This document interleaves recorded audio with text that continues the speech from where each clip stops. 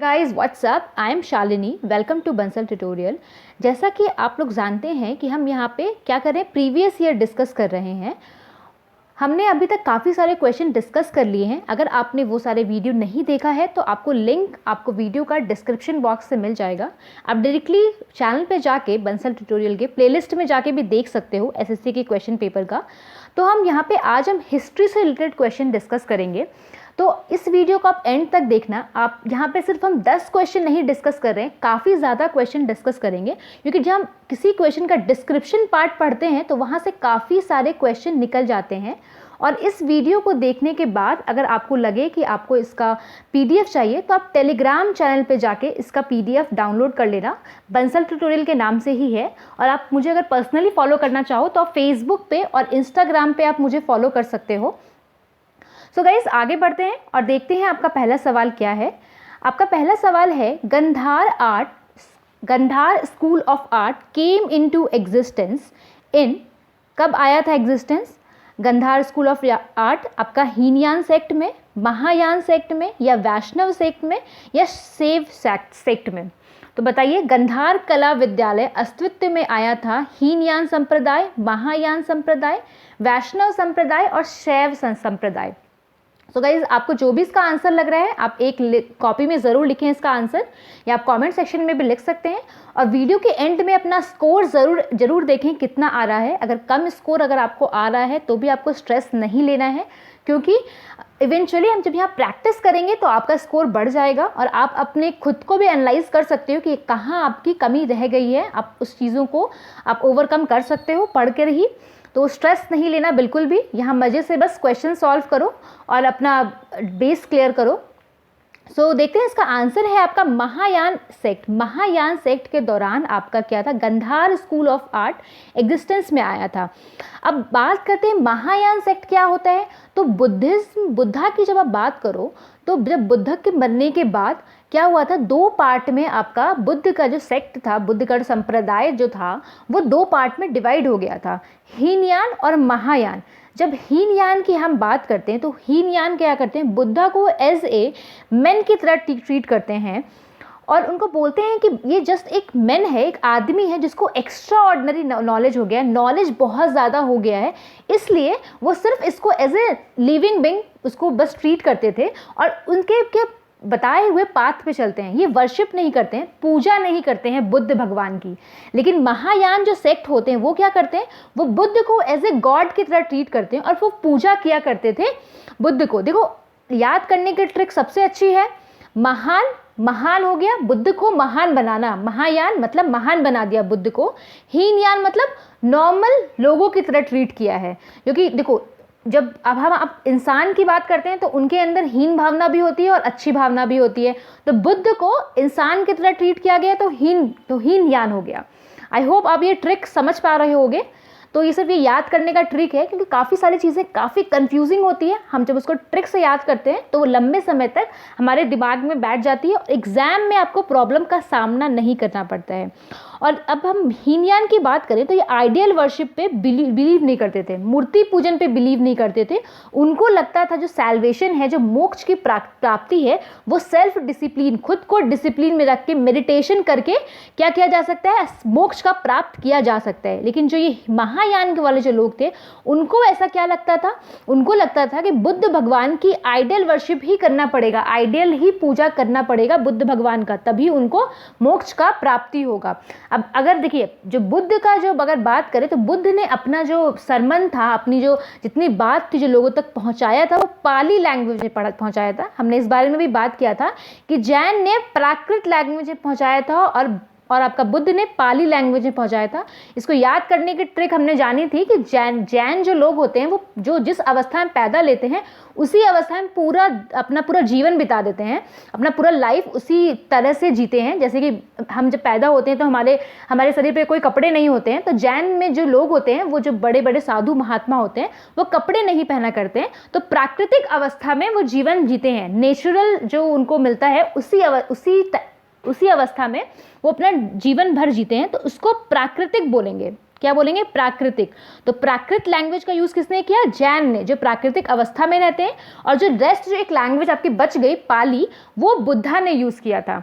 I hope आप अब ये कभी नहीं भूलोगे, एग्जाम में आप कभी गलत नहीं करोगे, क्योंकि एग्जाम में पाली और प्राकृत दोनों दिया होता है, क्योंकि उनको पता होता है कि कहाँ स्टूडेंट्स कंफ्यूज होने वाले हैं। तो आपको अपने कंफ्यूज नहीं होना है। और फिर जो अर्ली जो हीनयान की बात करें तो उनके जो अर्ली टेक्स्ट थे वो पाली लैंग्वेज में लिखे गए थे, और जब महायान की बात करें तो संस्कृत लैंग्वेज में लिखे गए थे। अब आप इसको भी कैसे याद कर सकते हो? देखो, जो महान जो लोग होते हैं पहले के टाइम में, महान किसको बोला गया? महान बोला गया क्या? ब्राह्मण को बोला गया। ब्राह्मण ने क्या किया था? पूरे के पूरे ये आप इन सोसाइटी की बात करो तो उसमें 4 वर्णों में डिवाइड कर दिया था। वैश्य, शूद्र, क्षत्रिय और क्या थे? ब्राह्मण थे। तो ब्राह्मण अपने आप को महान, सुपीरियर समझते थे, महान थे, उनको पूरा सोसाइटी पे उनका बोलबाला था। लैंग्वेज क्या यूज़ करते थे? संस्कृत लैंग्वेज यूज़ करते थे। तो महान क्या थे? ब्राह्मण। तो लैंग्वेज क्या यूज़ करेंगे? संस्कृत यूज़ करेंगे। और हीन हो गया आप नॉर्मल पीपल, तो कौन सा लैंग्वेज यूज़ करेंगे? पाली लैंग्वेज यूज़ करेंगे। चलिए नेक्स्ट देखते हैं इसके बारे में। अब बात आते हैं गंधारा स्कूल ऑफ आर्ट क्या होता है, मथुरा स्कूल ऑफ आर्ट क्या होता है, क्योंकि एग्जाम में हमेशा पूछता है गंधार और मथुरा से क्वेश्चन उठा के आपसे पूछ लेगा वनडे एग्जाम में, तो आपको इस बात का भी ध्यान रखना है। आपके यहाँ सिर्फ सीजीएल के क्वेश्चन ही क्लियर नहीं होते हैं, काफ़ी सारे और एग्जाम के क्वेश्चन भी क्लियर हो जाते हैं। आप जब अगर ये वीडियो एंड तक देखते हो तो बहुत सारे एग्जाम आप आराम से क्लियर कर लोगे। तो अगर हम गंधार स्कूल की आर्ट बोलें तो फॉरेन इन्फ्लुएंस जो था वो स्कल्पचर का, वो बुद्धा का जो भी मूर्ति बनाया गया है उसका इन्फ्लुएंस किसका है? उस पर फॉरेन इन्फ्लुएंस है। जो ग्रीस से जो लोग आए थे, जो ग्रीक लोग थे, इंडो ग्रीक जो बन गए थे बाद में, वो उनका इन्फ्लुएंस ज़्यादा देखने को मिलता है गंधार स्कूल ऑफ आर्ट में। अगर मथुरा स्कूल ऑफ आर्ट की बात करें तो इसमें इंडियन इन्फ्लुएंस देखने का मिलता है। देखिए, मथुरा से ही समझ में आ रहा है, यूपी में मथुरा एक जगह है, तो इंडिया में है तो इंडियन इन्फ्लुएंस होगा। गंधार में देखो, जी से याद करना है कि ग्रीक का इसमें इन्फ्लुएंस ज़्यादा है। अब गंधार में सवाल ये उठता है किस तरह के आप जो स्टोन का यूज़ करते हो, कैसे स्टोन का यूज़ करते हो? तो ग्रे सैंड स्टोन का यूज़ करते हो, और स्पॉटेड रेड सैंड स्टोन का यूज़ होता है आपका मथुरा में। अब गंधार में इमेजेस कैसे होती थी बुद्धा की? तो इमेजेस होती थी, उनके आईज लॉन्गर होते थे, आंख बड़ी होती थी, ईयर लॉब्स छोटे होते थे, कान जो होते थे वो उनके छोटे होते थे, नोज शार्पर होते थे, नोज उनके नुकीले होते थे, और ये सब चीज़ें बुद्धा को डिफाइन करते थे। और जब आप मथुरा ट्रेडिशन की अगर बात करोगे तो उनके जो इमेजेस होते थे बुद्ध के, उनके लार्ज ईयर लोब्स होते थे, कान बड़े होते थे, लिप्स उनके मोटे होते थे, आईज जो होती थी उनकी वाइडर आइज होती थी, बड़ी बड़ी आइज होती थी। यहाँ पे क्या लॉन्गर आइज है, लॉन्गर आइज, लॉन्गर है, इसमें आइज बड़ी है आइज, ये आपको ध्यान रखना है। तो ये सब इनके फीचर्स हैं आपके जो बुद्ध के। और जो एक्सप्रेशन होता था, जो आप मूर्ति में जो एक्सप्रेशन होता था बुद्ध भगवान का, वो कामनेस वाले एक्सप्रेशन होते थे, बहुत शांत स्वभाव का। ऐसा लगता था बुद्ध कितने शांत स्वभाव के हैं। और वो क्या था? अट्रैक्शन था आपका गंधार स्कूल ऑफ आर्ट के। अगर आप इसकी बात करो मथुरा स्कूल ऑफ आर्ट की, तो वो क्या, उनका जो पिक्चराइजेशन दिखाया गया है, मूड बहुत ही डिलाइटेड है, खुश मूड में है, स्माइल कर रहे हैं वो बुद्धा। मस्कुलर फिजिक दिखाया गया है। मस्कुलर का मतलब क्या हो गया कि मतलब उनका जो शरीर है कहीं पर भी फैट नहीं है, बिल्कुल अच्छा, देखने में बहुत सुंदर लग रहे हैं वो। शेव किया हुआ है, उनका जो जो जो शेविंग की हुई है, दाढ़ी नहीं बढ़ी हुई है फेस पे। तो ये सब क्या है? फीचर्स है मथुरा और गंधार स्कूल ऑफ आर्ट का। तो आपको इस चीज़ के लिए बिल्कुल भी कंफ्यूज नहीं होना है गाइज, क्योंकि ये क्वेश्चन बहुत फ्रिक्वेंटली आस्क्ड है बुद्ध के बारे में। अब आपका नेक्स्ट क्वेश्चन हम देखते हैं, लक्ष्य बख्श जो टाइटल है वो आपका किसको दिया गया? अब लक्ष्य बख्श टाइटल की अगर हम बात करेंगे, ये 2 होगा, ठीक है। लक्ष्य बख्श टाइटल की बात करेंगे तो किस रूलर को दिया गया लक्ष्य बख्श का टाइटल? इल्तुतमिश को दिया गया, बलबन को दिया गया, रजिया को दिया गया, कुतुबुद्दीन ऐबक को दिया गया। तो बताइए किसको दिया गया लक्ष्य बख्श का टाइटल? ये तो शायद सबको पता होगा कि लक्ष्य बख्श का टाइटल किसको दिया गया। अगर नहीं भी पता है तो अब आपको पता चल जाएगा। तो इसका जो आंसर है वो कुतुबुद्दीन ऐबक है। तो कुतुबुद्दीन ऐबक को दिया गया था लक बख्श का टाइटल। क्यों दिया गया था? क्योंकि वो जो थे वो बहुत ही उदार प्रवृत्ति के आदमी थे। उन्होंने बहुत सारे पैसे चैरिटी में दान कर दिए थे लोगों को। द डोनेटर ऑफ 100,000 मतलब डोनेट करते थे, डोनेटर ऑफ मनी हो जाएगा यहाँ पे, या गिवर ऑफ मनी हो जाएगा। मैं इसको PDF जब आप डाउनलोड करोगे तो मैं उसमें सही कर दूंगी। तो वो डोनेट करते थे बहुत सारी चीज़ें, तो इस वजह से उनको क्या बोला गया, लक बख्श की टाइटल दी गई। अब नेक्स्ट हम बात करेंगे आपका the Delhi Sultanat who successful advanced up to Madurai, जो मदुरई तक एडवांस्ड किया उन्होंने। दिल्ली जो जनरल के जो लोग थे सफलतापूर्वक जो पहुंचे मदुरई तक, वो ऐसे कौन सा आदमी था बताइए? आपका खिज्र खान थे, मोहम्मद गौरी थे, मालिक कफूर था, या फिर मोहम्मद बिन तुगलक था। बताइए कौन था जो दिल्ली सल्तनत का जो दिल्ली जनरल थे, जो सफलतापूर्वक मदुरई तक पहुंचा था। मदुरई तमिलनाडु में एक जगह को बोला जाता है, बताइए। तो अगर मालिक कुफर जो थे, मालिक काफुर, ये एक स्लेव जनरल थे। किसके थे स्लेव जनरल? अलाउद्दीन खिलजी के। ये तो शायद सबको पता होगा जिसने भी मूवी देखी होगी, जो मूवी आई थी अलाउद्दीन खिलजी पे, अभी मैं उसका नाम याद नहीं आ रहा है। तो वो उस मूवी में मालिक काफुर को दिखाया गया था। तो वो जो था उनका जनरल, जो उसका स्लेव था, तो गुलाम था वो उसका, उसने क्या किया था, उसने मदुरई तक अपना जो भी चीज़ें थी, शासन था, उसको वहाँ तक फैलाया था। तो उसने वोन किया, ही वोन फॉर हिम, वो अलाउद्दीन खिलजी के लिए ही काम करता था, और उसने जीता था अलाउद्दीन खिलजी के दक्कन टेरिटरी ऑफ, दक्कन मतलब हो गया आपका साउथ वाला पार्ट, देवागिरी मदुरई तमिलनाडु में है, रैंगल आपका तेलंगाना में है, और द्वार समुद्र तक उन्होंने, ये कर्नाटका में है। तो इन सब प्लेसेस को उसने जीता था। चलिए नेक्स्ट क्वेश्चन देखते हैं आपका, who are the architect who design Taj Mahal? आप सभी ने ताजमहल देखा होगा, कभी सोचा है इसको डिजाइन किसने किया था? कौन इसका आर्किटेक्चर था? बताइए इसका आर्किटेक्चर कौन था? मोहम्मद हुसैन थे, उस्ताद अहमद लाहौरी थे, सहालीशा थे, या इस्माइल थे? बताइए कौन थे इसके रचयिता जिसने ताजमहल इतना सुंदर बनाया है, जो दुनिया के अजूबों में से एक माना जाता है? तो इसका आंसर है आपका उस्ताद अहमद लाहौरी। उस्ताद अहमद लाहौरी जो था, उन्होंने डिज़ाइन किया था आपका क्या चीज़, ताजमहल को। अब बनवाया किसने था? शाहजहां ने बनवाया था ताजमहल अपनी बिलव्ड वाइफ के मेमोरी में, मुमताज महल के मेमोरी में। चलिए नेक्स्ट क्वेश्चन देखते हैं, king Kharavela was the greatest ruler of Chedi dynasty of Cholamandal, Kalinga, Kannauj और पुरुषपर। बताइए कौन थे राजा खारवेल? सबसे बड़ा शासक था चेदी राजवंश का। कौन सा राजवंश था चेदी डायनेस्टी का? बताइए जरा आंसर में। देखिए इसका आंसर क्या होगा बताइए। तो इसका आंसर है कलिंग। जो किंग कारवेला जो थे वो ग्रेटर रूलर थे छेदी डायनेस्टी ऑफ कलिंग के। और हाथी गुम्पा जो इंस्क्रिप्शन है वो हमें खारवेला किंग के बारे में बताता है। देखिए हाथी गुम्पा इंस्क्रिप्शन के बारे में ये क्वेश्चन यूपी PCS में भी एक बार पूछ चुका है। उसमें क्वेश्चन इस तरह से आया था कि खारवेला किंग जो था वो किस इंस्क्रिप्शन से हमें खारवेला किंग के बारे में पता लगता है। तो हाथी गुम्पा ये इंस्क्रिप्शन से पता लगता है।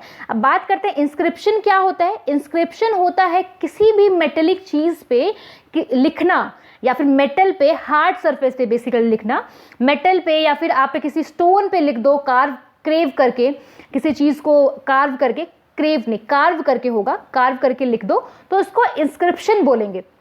तो यहाँ पे आप देख सकते हो सिर्फ आप CGS से रिलेटेड क्वेश्चन नहीं कर रहे हो, काफ़ी सारे एग्जाम के क्वेश्चन भी आपके यहाँ पे क्लियर हो रहे हैं। तो नेक्स्ट क्वेश्चन देखते हैं, which of the following ruler was the responsible for the rise of Magadh? Magadh के लिए कौन सा सबसे रिस्पॉन्सिबल रूलर था जो मगध को इतने बड़े साम्राज्य के तौर पर जिसने विकसित किया? बिंदुसार, अजातशत्रु, बिंबिसार और वासुदेव। निम्नलिखित में से कौन सा शासक जिम्मेदार था मगध के उदय के लिए? किसने मगध का उदय किया बताइए। तो इसका आंसर है आपका बिंबिसार। आपको बिंदुसार और बिंबसार में कंफ्यूज नहीं होना है। देखिए बिंब हो गया, बिंबसार, बिंबसार जिसने सारा जहां, आप कैसे समझ सकते हो, सारा जहां जीतना, मगध को क्या करना, सारे जगह पे फैलाना, मगध एम्पायर को सब लोगों को बताना कि मगध भी भाई एक एम्पायर है। तो किसने किया था, बिंबिसार ने किया था, सारे जगत को बताया था मगध के बारे में। ये एक ट्रिक है कि सारे जगत को बताया था मगध के बारे में, तो वो किसने बताया था, तो बिंबिसार ने बताया था। तो नेक्स्ट इसका आंसर देखिए, king Bimbisara of Haryanka dynasty, Haryanka dynasty से बिलोंग करते हैं और रिस्पॉन्सिबल है किस चीज़ के लिए, मगध को एक पावरफुल महाजनपद बनाने के लिए। अगर आपने मेरे हिस्ट्री के लेक्चर देखे होंगे तो उसमें मैंने महाजनपद के बारे में बात किया है। वहाँ हमने बेसिकली महाजनपद में आपके 16 महाजनपद के बारे में बात किया है, जिसमें से 2 बहुत इंपॉर्टेंट महाजनपद हैं आपके, वज्जी महाजनपद और दूसरा जो महाजनपद है वो आपका मगध महाजनपद है। तो मगध महाजनपद को किसने फैलाया था, बिंबिसार ने फैलाया था। और उसने, बिंबिसार का जो मेन एजेंडा क्या होता था कि अपने जो भी आसपास के जो भी स्टेट होते थे उनसे या मैट्रिमोनियल अलायंस कर लेते थे। कि पहले क्या होता था, पहले तो शादियों पे कोई कंट्रोल नहीं था, लोग 4, 5, 10 जितनी चाहे उतनी शादियां करते थे। आजकल तो एक नहीं संभाली जाती, इतनी कहाँ से करेंगे, तो आजकल तो एक होती है लेकिन पहले बहुत सारी होती थी। तो मैट्रिमोनियल अलायंसेस की वजह से क्या होता था, उसने अपना साम्राज्य को बढ़ाया था। उसका एक कारण ये भी था साम्राज्य को बढ़ाने का, मतलब किस तरह से बढ़ाया था उसने साम्राज्य को, तो एक मैट्रिमोनियल लोगों से शादी करके, मतलब अपने जो आसपास के जितने भी साम्राज्य होते थे जो अच्छा खासा डेवलप हो रहा होता था, उनके साम्राज्य के जो किंग होते थे उनकी बेटियों से ये शादी कर लेते थे और इस तरह से वो साम्राज्य को अपने साम्राज्य में मिला लेते थे और उनका साम्राज्य बड़ा हो जाता था। इस तरह से वो एक्सपैंड किया करते थे अपने साम्राज्य को। चलिए नेक्स्ट क्वेश्चन देखते हैं, who is the first female governor of independent India. बताइए, कई बार ये क्वेश्चन पूछता है कि इंडिपेंडेंट इंडिया के पहली महिला राज्यपाल कौन थी, विजय लक्ष्मी पंडित, शारदा मुखर्जी, फतिमा बीवी और सरोजनी नायडू। बताइए कौन थी महिला राज्यपाल। तो जो प्रथम महिला राज्यपाल थी वो थी आपकी सरोजनी नायडू। इनको नाइटिंगेल ऑफ इंडिया भी कहा जाता है। तो आपके यहाँ पे 2 क्वेश्चन निकल जाते हैं, नाइटिंगेल ऑफ इंडिया किसको कहा जाता है, तो सरोजनी नायडू को कहा जाता है। फर्स्ट फीमेल गवर्नर कौन थी इंडिपेंडेंट इंडिया की, तो सरोजनी नायडू। एक क्वेश्चन और बनता है कि गवर्नर को कौन अपॉइंट करता है, तो बताइए आप गवर्नमेंट को कौन अपॉइंट करता है कमेंट सेक्शन में। ये बहुत ही फ्रिक्वेंटली आस्क्ड क्वेश्चन है, ज़रूर पूछता है किसी भी एग्जाम में। नेक्स्ट क्वेश्चन देखते हैं, चौथ क्या था, a religious tax imposed by Aurangzeb, Aurangzeb के द्वारा एक धार्मिक कर। Toll tax imposed by Shivaji द्वारा टोल टैक्स लगाया जाता था, या इरिगेशन टैक्स था जो अकबर के द्वारा लगाया जाता था, या फिर शिवाजी के द्वारा अपने नेबरिंग जो स्टेट थी उन पे लैंड टैक्स लगाया जाता था। तो बताइए चौथ क्या था, क्या सबसे सुटेबल आंसर आपको लग रहा है। तो उसका आंसर है चौथ मीन्स 1/4। चौथ का मतलब होता है 1/4, 1/4 हिस्सा। It was levied by Maratha ruler Shivaji Chhatrapati Shivaji Maharaj द्वारा अपने आसपास के नेबरिंग स्टेट पे ये कर लगाया जाता था। और चौथ क्या था, 25% था टोटल रेवेन्यू का जो जनरेट होता था स्टेट में। और ये क्यों देते थे, ये इस डर से देते थे कि ये उनको साथ में प्रॉमिस करते थे अपने नेबरिंग स्टेट पे कि वो लोग इस पे आक्रमण नहीं करेंगे, वो लोग इन्वेड नहीं करेंगे उन टेरिटरी पे जो उनको चौथ टैक्स देंगे। तो इस वजह से, इस डर से कि मराठा उन पे आक्रमण ना कर दे, जो उनके नेबरिंग स्टेट थे वो उनको चौथ टैक्स दिया करते थे। चलिए नेक्स्ट क्वेश्चन देखते हैं, which World Heritage Monument has been acclaimed as Necropolis of the Mughal Dynasty। बताइए नेक्रोपोलिस मुगल डायनेस्टी का किसे कहा गया है, कौन से वर्ल्ड हेरिटेज मॉन्यूमेंट को कहा गया है। ऑप्शन है आपका Humayun tomb, Mahabodhi temple complex, Qutub Minar, red fort complex. तो आपका जो नेक्रोपोलिस है उसका मतलब बेसिकली है मकबरा। तो मकबरा मुगल डायनेस्टी का किसे कहा गया है, बताइए जरा आप।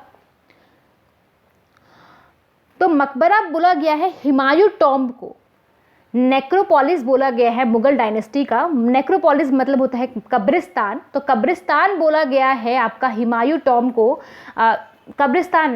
हुमायूं टॉम्ब को बोला गया है कब्रिस्तान मुगल डायनेस्टी का, क्योंकि इसके जो आसपास थे कम से कम बहुत सारे ऐसे लोग थे, अराउंड 150 के जो है ग्रेव बने हुए हैं, मतलब उनके भी कब्र उनके साथ, उनके आसपास। मान लो इनकी कब्र यहाँ खुदी है तो इनके आसपास पूरे एरिया में उनके ही फैमिली के, जो मुगल फैमिली से रिलेटेड जो मेंबर्स हैं, उनकी कब्रें खुदी हुई है। इसलिए जो हुमायूं टॉम्ब को बोला गया है नेक्रोपोलिस ऑफ मुगल डायनेस्टी। इसके कुछ इंपॉर्टेंट पॉइंट देख लेते हैं। ये फर्स्ट स्ट्रक्चर था जहाँ की रेड स्टोन का इतने मैसिव तरीके से यूज़ किया गया था। इसको यूनेस्को साइट में डाला गया 1933 को। इसे first garden tomb in India भी कहा जाता है। तो क्वेश्चन आपके किसी तरह से भी आए, आपका क्वेश्चन नहीं छूटेगा। ये सिचुएटेड कहाँ पे है ये कॉमेंट सेक्शन में आप बताओ। तो नेक्स्ट हम बात करते हैं, तो सॉरी ख़त्म हो गया आपका ये लेक्चर। तो आई होप आपने एंजॉय किया होगा 10 जो आपके क्वेश्चंस का सेट था। और आपको अगर वीडियो अच्छा लगे तो लाइक ज़रूर करा करो। आप इतने सारे लोग वीडियो देखते हो लेकिन लाइक काफ़ी कम लोग करते हो। देखो लाइक करते हो तो काफ़ी मोटिवेशन मिलता है, इसलिए लाइक ज़रूर किया करो वीडियो को। वीडियो अच्छा लगे तो शेयर ज़रूर करना अब लोगों के साथ, क्योंकि और सबका भी हेल्प हो जाएगा। और अगर चैनल पर आपको वीडियो देख कर अच्छा लग रहा है तो सब्सक्राइब करें, ज़रूर करें चैनल। अब बेल आइकन ज़रूर प्रेस करें ताकि आपको नोटिफिकेशन मिलता रहे हमारे वीडियो का। और आप इसे फेसबुक पे भी फॉलो कर सकते हैं मुझे, और टेलीग्राम पे भी फॉलो कर सकते हैं। और अगर आपको पीडीएफ चाहिए इस वीडियो की तो आप टेलीग्राम से जाके डाउनलोड कर लेना इसका। Thank you so much guys, कल फिर मिलेंगे एक नए वीडियोस के साथ।